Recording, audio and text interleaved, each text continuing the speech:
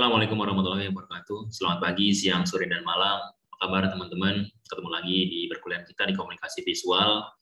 Dan hari ini saya akan membagikan beberapa materi terkait tentang komunikasi visual, terutama di etika komunikasi visual. Kenapa kita harus memberikan materi ini? Karena komunikasi visual itu tidak terlepas dengan yang namanya etika, artinya aturan, artinya kesiapan kita untuk mempublish apa yang akan kita buat, apa yang akan kita berikan kepada khalayak. Ya. Nah, beberapa yang ingin saya sampaikan sedikit saja, yaitu terkait komunikasi visual, etika komunikasi visual itu apa sih sebetulnya? Gitu. Gampangannya adalah pertimbangan kemungkinan interpretasi dan misinterpretasi. Ya, ini mempertimbangkan kemungkinan interpretasi, artinya yang nyambung, artinya yang sesuai dengan konsep, artinya sesuai dengan apa yang kita inginkan, dan misinterpretasi. Misinterpretasi berarti lepas dari apa yang kita inginkan, ya, lepas atau gagal dari apa yang kita harapkan, dari apa yang kita buat dari komunikasi visual itu. Nah, teman-teman silakan mencoba untuk melihat iklan dari sudut pandang masyarakat. Apakah prasangka, kepercayaan, dan latar belakang mereka dapat mengakibatkan penarikan kesimpulan yang keliru yang diharapkan? Nah, ini yang harus kita pikirkan. Misalnya, kita membuat sebuah poster gitu ya, membuat poster yang ini kepentingannya untuk umat muslim, boleh dikatakan seperti itu kadang-kadang ya. Tapi poster ada dominasi dengan warna hitam misalnya, akan menimbulkan misinterpretasi. Ini sudut pandang orang bahwa warna hitam tidak cocok gitu untuk pembuatan atau poster yang nuansanya religius Islam misalnya, ya, karena mungkin nuansa religius entah itu agama apapun bisa direpresentasikan dengan warna putih karena lebih sudut pandang masyarakat menganggap warna putih itu suci gitu ya, yang pas kalau difungsikan untuk hal yang berkaitan dengan agama gitu ya. Nah, teman-teman, ada banyak hal yang harus kita pikirkan sebelum kita meng-create atau membuat sesuatu produk komunikasi visual. Ada beberapa yang harus kita garis bawahi, seperti yang tadi saya katakan, ya, di sudut pandang masyarakat seperti apa, prasangkanya kira-kira jadi seperti apa, kepercayaan dan latar belakang mereka apakah nantinya bisa mengakibatkan kesimpulan yang keliru, itu yang harus kita siapkan dan harus kita pikirkan, gitu ya, supaya apa, komunikasi visual kita efektif, tercapai apa yang kita inginkan, ya. Kita tadi salah satu contoh pewarnaan banyak, tata letak, kemudian biasanya di birokrasi juga seperti itu ya. Kadang-kala birokrasi malah lebih sedikit rumit. Kadang-kadang gambar wali kotanya harus ada di sebelah kanan. Kenapa kok nggak di sebelah tengah aja sih? Karena nggak etis gitu ya. Mungkin di sebelah kanan lebih baik gitu. Kemudian logonya ada di sebelah kiri. Nah, pola-pola yang seperti ini harus kita ketahui dulu sebelum produk visual yang kita buat untuk dipublikasikan ke orang. Nah, mungkin teman-teman bisa lihat gambar poster yang tayang di layar ini. Ada ini salah satu iklan ya, salah satu iklan produk fashion. Kemudian fashionnya untuk anak-anak. Tapi ada sesuatu yang janggal, sempat rame. Ada interpretasi dan misinterpretasi. Ya, interpretasinya sebetulnya yang membuat adalah sebenarnya fine-fine aja, iklan ini adalah iklan yang ya biasa aja gitu ya, memperlihatkan bentuk anak-anak yang dengan berbagai model gayanya gitu ya, ada yang pakai balet, ada yang jempalitan gitu ya, ada yang santai, ada yang kecil, lugu gitu ya, yang tadinya interpretasinya adalah memamerkan gerak seorang anak-anak, aktivitas anak-anak dengan menggunakan fashion yang tetap fashionable. Gitu ya. Tapi yang jadi problem adalah di sini misinterpretasinya. Ternyata setelah ditayangkan iklan ini menjadi sebuah permasalahan. Mungkin teman-teman sudah bisa menganalisa atau masih bertanya-tanya apa ya masalahnya. Betul?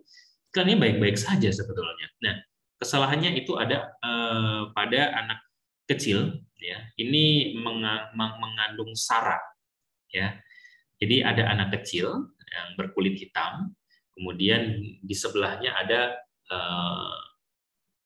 perempuan juga, gitu ya, perempuan kecil juga yang dia berpangku tangan di atas kepala si perempuan kecil yang berkulit hitam, seolah-olah perempuan berkulit putih ini merendahkan si kulit hitam. Kira-kira seperti itu. Artinya apa? Misinterpretasinya adalah iklan ini di luar dugaan atau tidak di luar pikiran atau si pencipta membuat misinterpretasi bagi beberapa kalangan, terutama kalangan kulit hitam, seolah-olah kulit hitam itu direndahkan, jadi sandaran, tangannya menyandar di kepalanya, dan ini didukung juga oleh si anak kecil yang tadinya ini memang disetting untuk lugu, anak yang lugu pendiam gitu ya, seolah-olah dia tertekan gitu. Kemudian si perempuannya itu dengan santainya, dengan gaya-gaya apa namanya nakalnya, dia menyandarkan tangannya di kepala. Nah, ini akhirnya misinterpretasi, ya. Jadinya menimbulkan persepsi yang buruk. Akhirnya iklan ini diturunkan, ya, karena menimbulkan berbagai macam pendapat. Ya. Padahal si pencipta, saya yakin dia tidak bermaksud demikian gitu ya. Interpretasinya saya meyakini bahwa ini adalah karakter anak-anak yang semuanya dapat, ada yang lincah, ada yang diam, ada yang bengal, ya gitu ya, ada yang dia ini suka menari dan lain sebagainya. Nah, itu teman-teman. Selanjutnya setidaknya, gitu ya, setidaknya teman-teman harus membuat sebuah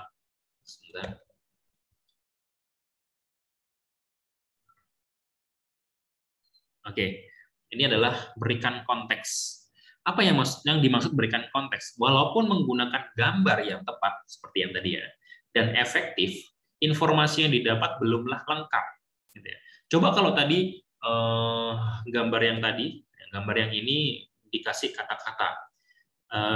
Si A yang fun, si B yang cheerful, si C yang pendiam, misalnya seperti itu. Itu mungkin akan lebih menimbulkan persepsi yang ternyata maksudnya ini, karena ini hanya berupa gambar tanpa ada teks misalnya, akhirnya multitafsir teman-teman ya. Nah, jadi walaupun menggunakan gambar yang tepat dan efektif, informasi yang didapat belum lengkap. Tadinya sih memang sudah lengkap, cuman akhirnya multitafsir itulah yang harus kita jembatani atau harus kita hadam di situ. Jadi ada informasi tambahan agar iklan tersebut dapat diinterpretasi dengan tepat oleh masyarakat. Siapa sih kulit hitam ini? Siapa sih kulit putih ini? Misalnya seperti itu kurang lebih ya. Jadi tidak ada anggapan-anggapan yang salah, meskipun tidak ada niat untuk melakukan kesalahan, tapi karena tadi itu hanya berupa gambar dan tidak ada keterangan yang lebih lanjutnya, akhirnya multitafsir dan persepsi orang jadi berbeda-beda. Tapi bukan berarti harus ada pelengkap ya. Kalaupun gambarnya tidak masalah, tanpa harus ada pelengkap tambahan teks dan lain sebagainya, itu it's okay, nggak ada masalah sebetulnya. Cuman ada yang harus difikirkan, untuk ketepatan dan efektivitas dalam si komunikan menangkap apa yang diciptakan oleh si komunikator tadi itu, supaya apa? Lengkap, gitu ya. Feedbacknya lengkap. Oke. Nah, ini ada apa namanya iklan juga yang cukup unik gitu ya. Sebetulnya kalau memang ini malam hari, jadinya iklan ini biasa-biasa aja. Iklan McDonald, di atas ada beberapa banner baliho.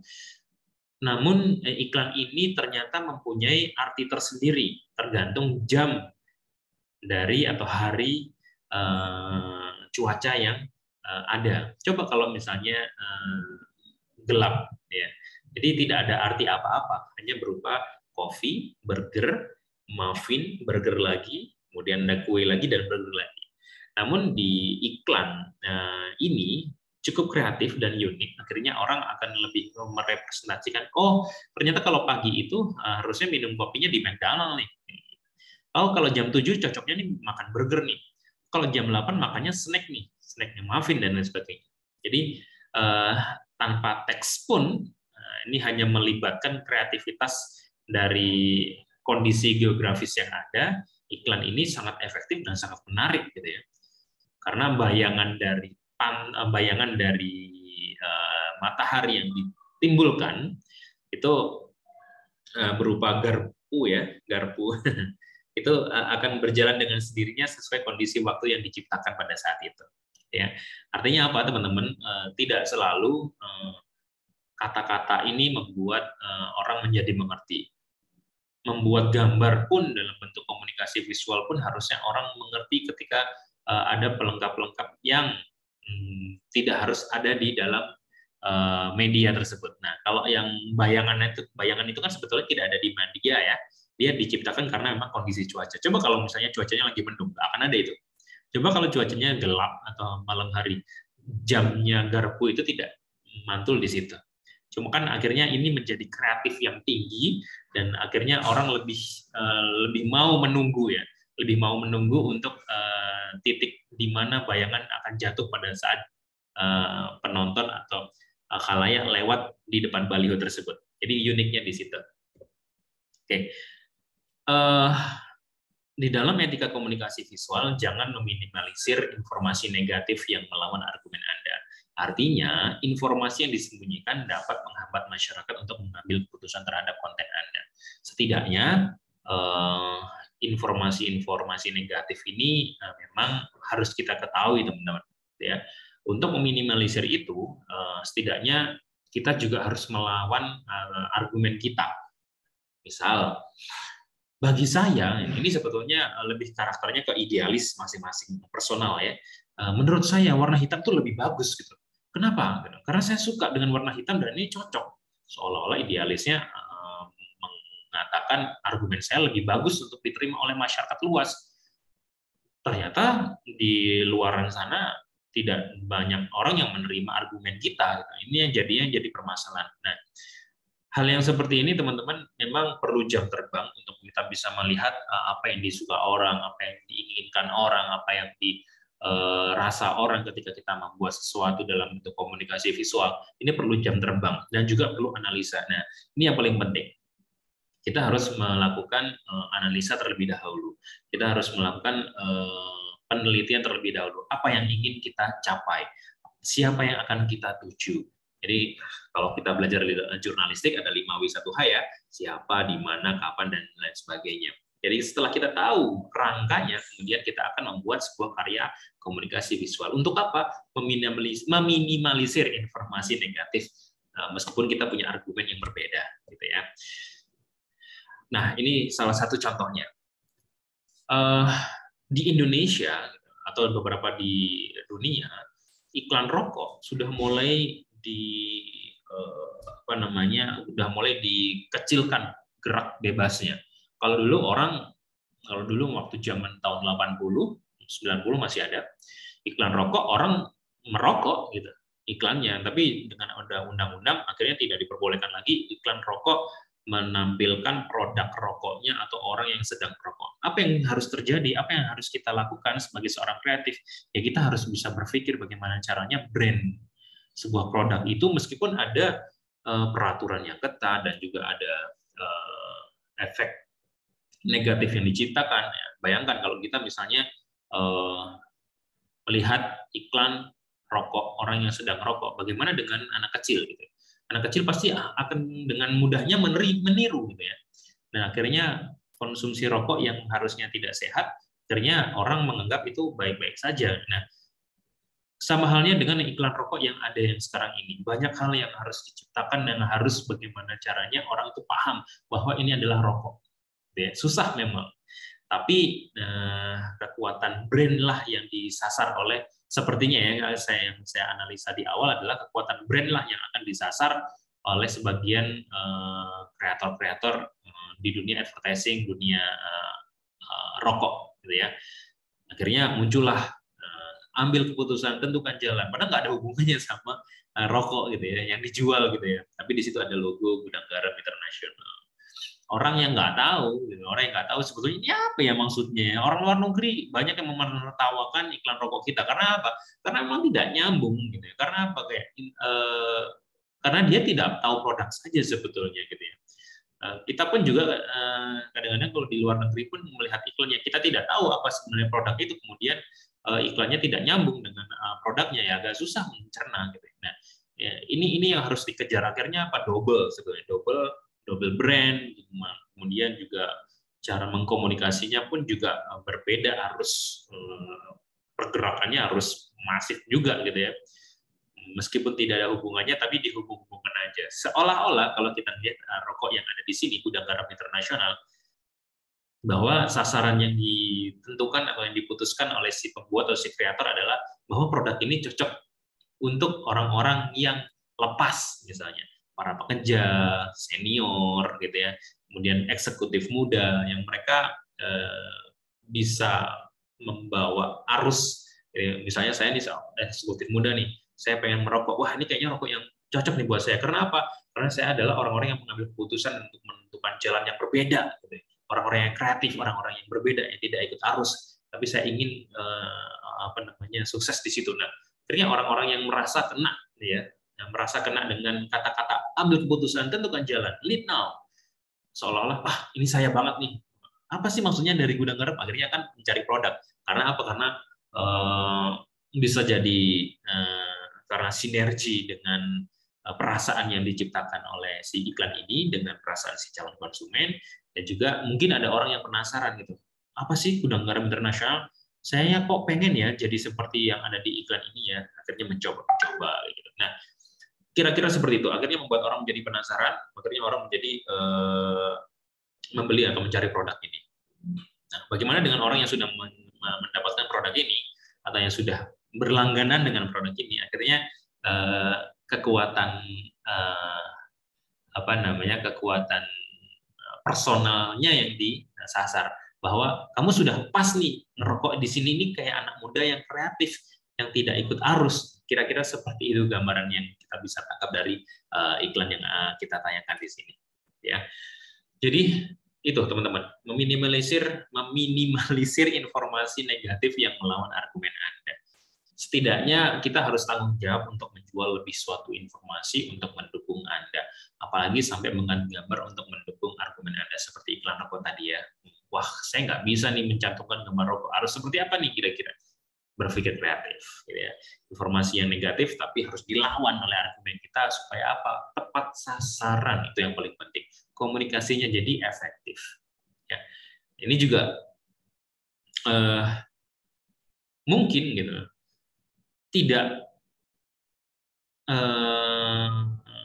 bisa dibuktikan juga gitu ya, bahwa pasta gigi ini mampu mereduce plak ya, kotoran gigi ya, sampai 98%.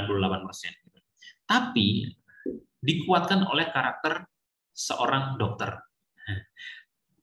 Kita nggak tahu ini dokter betulan atau dokter yang abal-abal atau dari segala macam, atau hanya sosok talent yang dia didandani seorang dokter. Akhirnya orang jadi percaya gitu ya. Orang akhirnya menggunakan, oh iya, plak saya banyak nih, gigi saya penuh dengan plak. Kalau menggunakan pasta gigi ini berarti up to 98%, 98% bisa hilang. Padahal ini juga harus ada pembuktian lebih lanjut ya. Nah, ini karena bahasa iklan, karena kita juga nggak bisa memperagakan plak karena kotoran yang ada di gigi ini untuk dijadikan iklan, juga nggak bisa. Akhirnya apa? Berpikirlah, oh kalau gitu harus ada sosok orang yang seolah-olah menceritakan atau merekomendasikan dokter dong, gitu. Karena dokter yang tahu. Gitu. Padahal kita nggak tahu ini adalah dokter betulan atau enggak. Tapi yang paling penting adalah pesan ini disampaikan dengan cara memaksa orang untuk mempercayai produk ini bisa menghilangkan plak gigi sampai 98% oleh sosok seorang karakter dokter ini tadi, gitu ya. Ini tepat sasaran sebetulnya. Meskipun memang iklan pada dasarnya sebenarnya melebih-lebihkan gitu ya. Tapi memang itulah capaian atau tujuan yang harus diciptakan oleh kita seorang kreator di dunia komunikasi visual. Dia gambarannya seperti itu, teman-teman.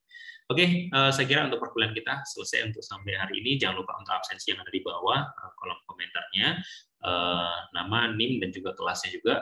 Terima kasih. Saya akhiri. Assalamualaikum warahmatullahi wabarakatuh. Selamat pagi, siang, sore, dan malam. Sukses selalu.